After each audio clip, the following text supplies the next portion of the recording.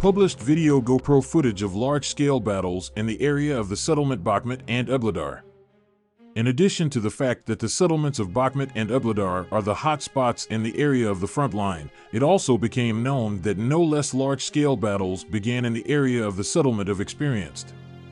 As a result of prolonged fighting, the area near the village of Opytnoe literally turned into a huge cemetery of multiple craters from artillery and rocket attacks, lined military equipment, and dead soldiers and mercenaries. On the presented video frames, you can see the battles that were fought in the area of the settlement Experienced this month. Thanks to the work of small groups, the enemy forces were scattered. However, the latter still continued to offer serious resistance. Judging by the current situation, the situation here is similar to that observed in the area of the settlement Ugledar and Bakhmut, although on a somewhat smaller scale. In another video frame, you can see how one of the servicemen is trying to hide in the forest belt. However, despite the arranged sprint, he could not reach the natural shelter. The drone reached the fugitive in just a few seconds, which, by the way, clearly reveals the danger of drones with dropped ammunition. To the east of Bakhmut, heavy fighting began with the use of military equipment.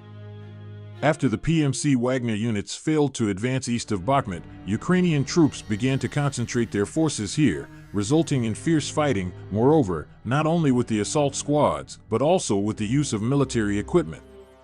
In the video frame presented, it can be seen that the battle east of Bakhmut was very fierce.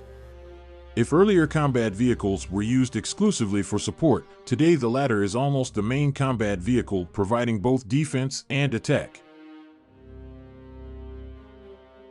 The video captures moments of the use of infantry fighting vehicles to storm residential buildings. While you can see that we are actually talking about the shelling of residential buildings, for some they release up to 100 rounds of ammunition, which, for obvious reasons, leads to complete destruction.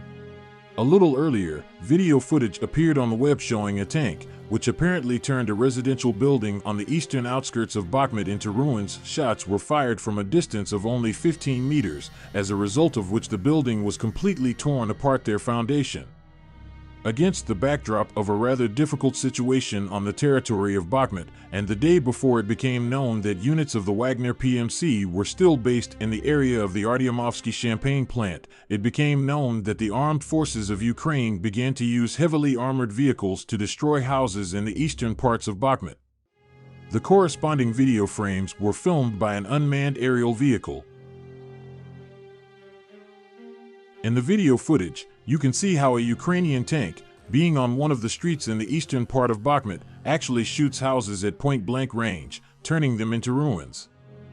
Judging by the fact that the strikes are carried out on all the buildings available here, in this way the armed forces of Ukraine are trying to minimize the organization of strongholds by the Wagner PMC fighters for the subsequent development of the offensive, and if earlier infantry fighting vehicles were used for such attacks, now the houses are being turned into ruins by tanks. The armed forces of Ukraine have switched to using the scorched earth strategy on a local scale, of course. The key goal of the armed forces of Ukraine is to destroy potentially possible shelters of PMC Wagner and buildings that can be used as firing points, notes the analyst Opytnoe. In the presented video frames, you can see that as a result of a shot from a tank from a distance of about 15 meters, a residential building is literally demolished along with the foundation. Meanwhile, the settlement of Berkovka, located north of Bakhmut, came under the control of the Russian army. The founder of Wagner PMC, Yevgeny Prigozhin, officially announced the complete control of the settlement of Berkovka, although unofficial information about the capture of this settlement appeared the day before yesterday.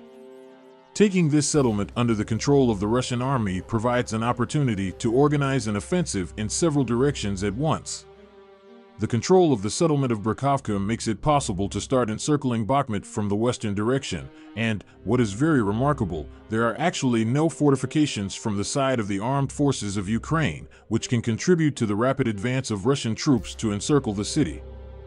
However, a large grouping of Ukrainian troops is deployed to the west of Bakhmut, which raises the risk of counterattacking actions by the armed forces of Ukraine.